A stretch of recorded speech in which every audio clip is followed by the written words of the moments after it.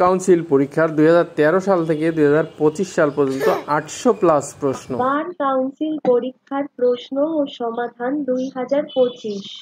প্রশ্ন 1, the code of civil procedure 1908 অনুযায়ী নিচের কোনটি আপিল আদালতের এখতিয়ার?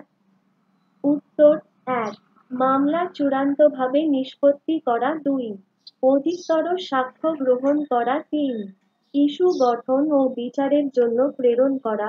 উপরের সবকটি।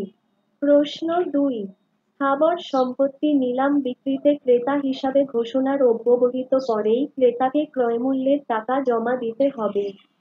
উত্তর 25%। প্রশ্ন 3, যথাযথভাবে মোকদ্দমা দায়েরের কত দিনের মধ্যে বিবাদীর প্রতি সমন ইস্যু করতে হবে? উত্তর 7 কার্যদিবস।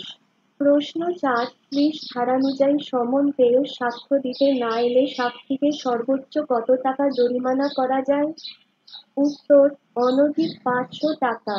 প্রশ্ন 5, নিচের কোন বিধি অনুযায়ী প্রদত্ত আদেশের বিরুদ্ধে আপিল চলে না?